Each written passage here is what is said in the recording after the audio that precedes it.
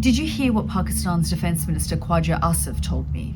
We have been doing this dirty work for the United States for about 3 decades, Yeah, I've seen this, but have you seen this? We also have a history of kind of moving in and out of Pakistan. I mean, let's remember here, the people we are fighting today, we funded 20 years ago. And we did it because we were locked in this struggle with the Soviet Union. They invaded Afghanistan, and we did not want to see them control Central Asia. And we went to work. And it was President Reagan, in partnership with the Congress, led by Democrats, who said, you know what, sounds like a pretty good idea. Let's go recruit these Mujahideen, and that's great. Let's get some to come from Saudi Arabia and other places, importing their Wahhabi brand of Islam so that we can go beat the Soviet Union. And guess what? They retreated. They lost billions of dollars, and it led to the collapse of the Soviet Union. So we then left Pakistan. We said, okay, fine. You deal with the stingers that we've left all over your country. You deal with the mines that are along the border. And by the way, we don't want to have anything to do with you. In fact, we're sanctioning you. And we now are making up for a lot of lost time. So my question is that how can an international level journalist be making a career out of a news that was broke around 18 to 20 years ago? There could be only two reasons. One, that she's just an incompetent journalist. Two, that she has a stake in this. And does she?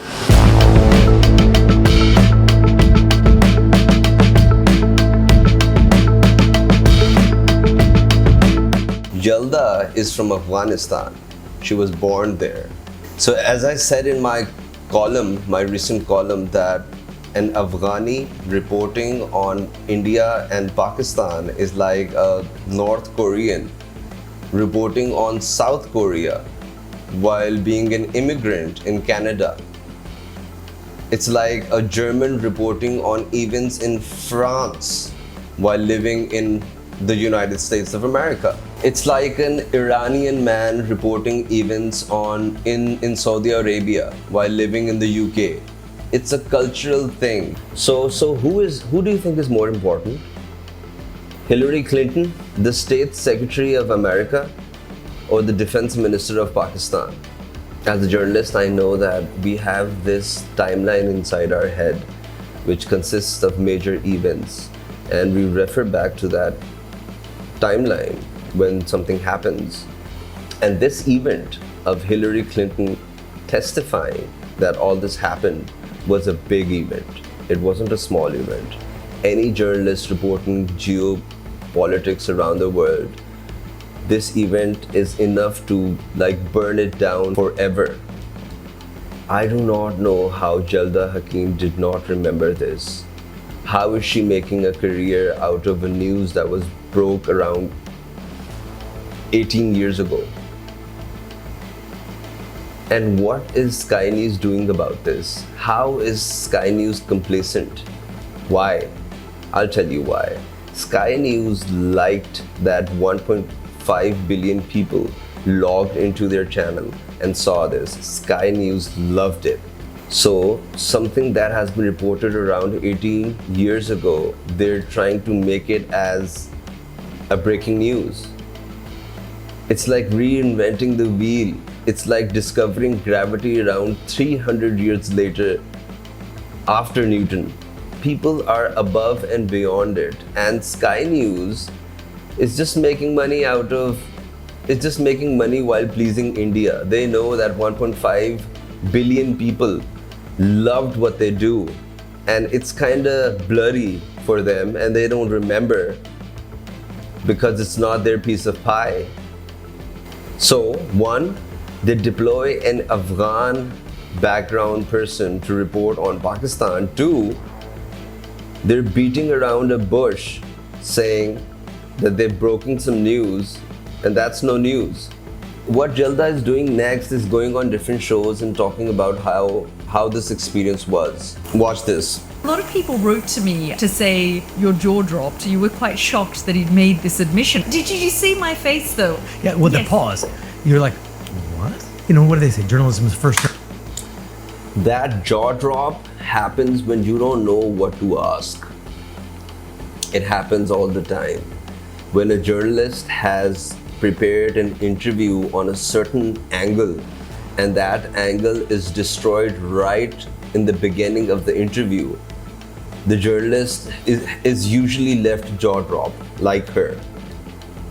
She did not know what to say next because her entire interview was based on Khuwaja Asif defending this.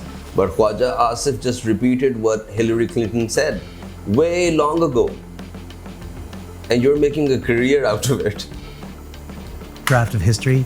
It's nice when you get a first draft of history, when you get a senior official saying, yes, we did this.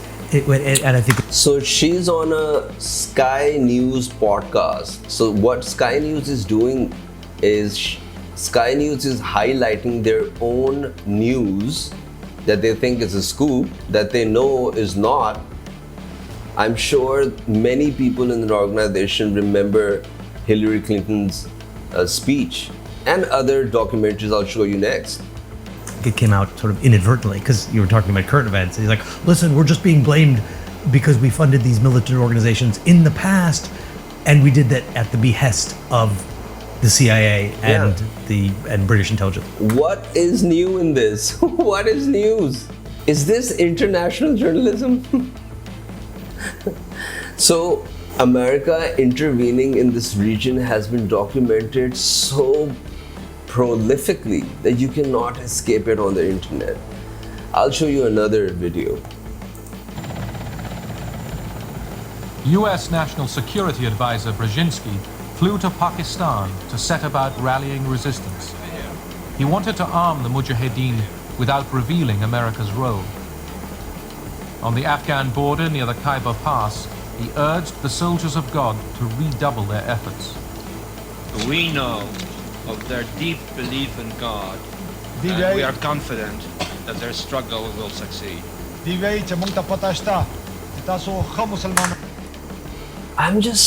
I'm just baffled how Yalda doesn't know all this. This is unbelievable.